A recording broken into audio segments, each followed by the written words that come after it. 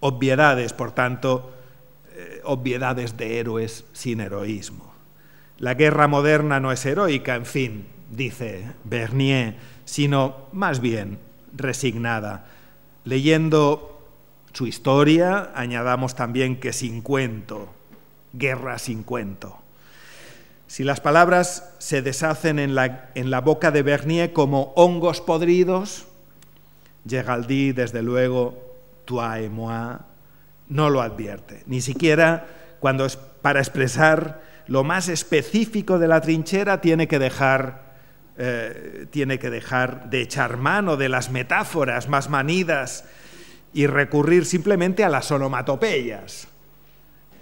En el relamido cuento de alegres jóvenes que van al combate como quien va a un partido de rugby, que al fin y al cabo es esta novelita, y tantas otras, cantando Auprès de ma blonde, que es la canción que por lo visto cantaban todos cuando se lanzaban al ataque, Auprès de ma blonde, junto a mi rubia, suenan de repente los pigi, pigi, pigi del silbar de las balas, de modo no muy distinto a como debe de incrustarse entre las estrofas de esas cancioncillas de amor viril. Decirle a Madame Bernier, esa madre en su salón, en la penumbra de sus visillos, sosteniendo su taza de chocolate, no que las balas silban, sino bruscamente exclamar pigi, pigi, pigi, parece introducir en el cuento un trozo de realidad ya demasiado grande. La onomatopeya se incrusta como la metralla y el lenguaje se quiebra. Al menos hay que decirlo, esas onomatopeyas no podrían ser acusadas de palabrería, aunque a decir verdad, ¿qué podemos imaginar de la escena sino una ligera pérdida de compostura, ¿no? Imaginen a Madame y a Monsieur diciendo pigi, pigi, pigi. Marinetti o Carrà, entre otros, construyeron grandes tablas con esas onomatopeyas. Tavole parolibere las llamaron, palabras en libertad, contra la sintaxis, contra la prosodia y contra el discurso razonado, pero no contra la prosopopeya.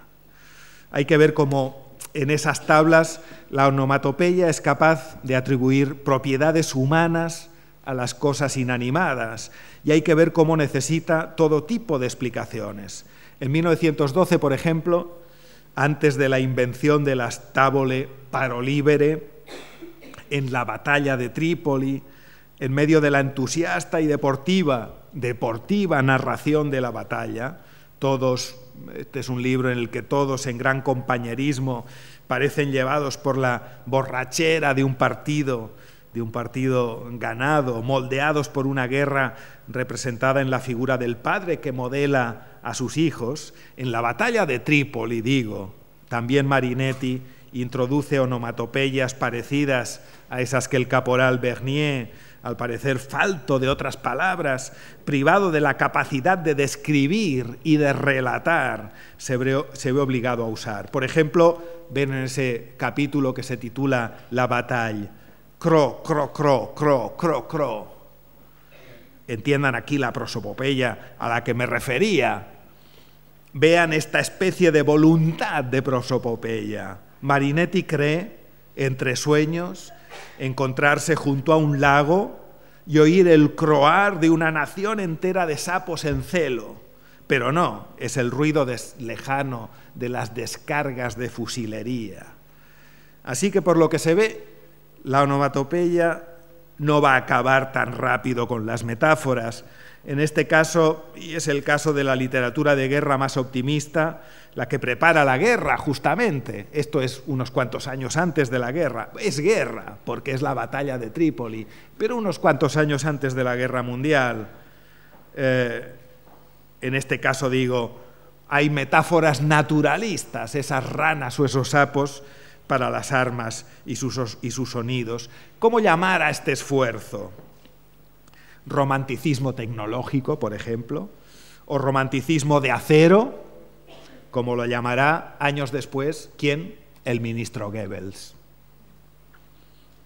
El siglo del romanticismo de acero, así lo llamaba Goebbels. Naturalización de las cosas y cosificación de los cuerpos.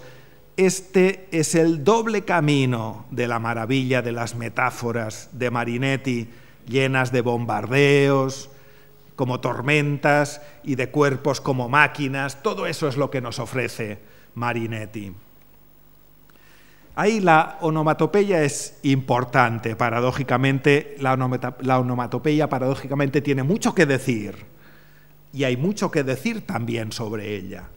En la trinchera, por ejemplo, en medio del ataque, Marinetti siente una alegría delirante, pero al mismo tiempo, y puesto que él, periodista y no propiamente soldado, él va allí a tomar apuntes, no es un soldado, tan solo tiene un revólver en la mano, Marinetti, se contenta con, cito literalmente, controlar las célebres imágenes de la literatura militar.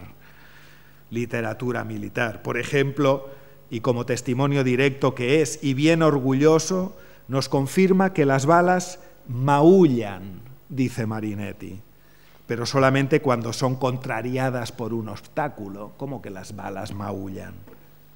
Entonces las balas, dice o cuenta Marinetti, hacen molinetes y miran detrás suyo los blancos que no han alcanzado, rebotando despechadas, dice, y llorando como gatos abandonados. Esto escribe Marinetti de las balas que se disparan en la batalla de Trípoli.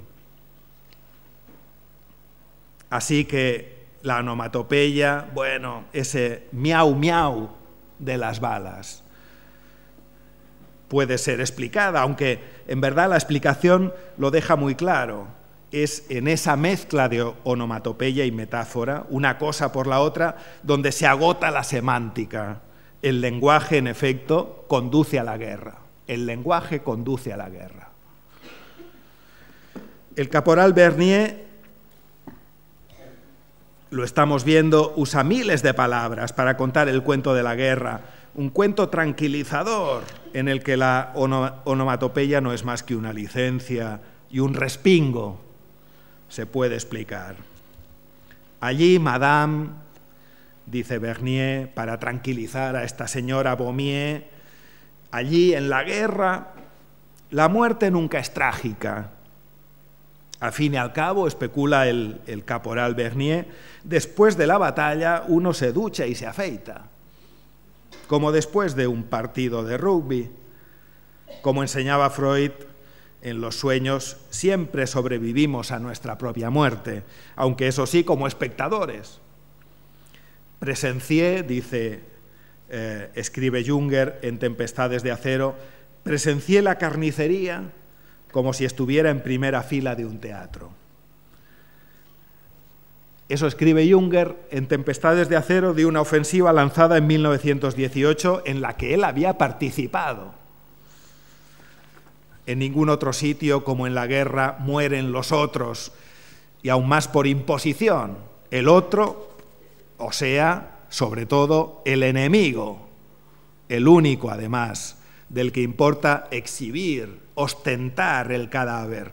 Y en su caso, que siempre es el caso, profanar el cadáver, claro está, a ser posible.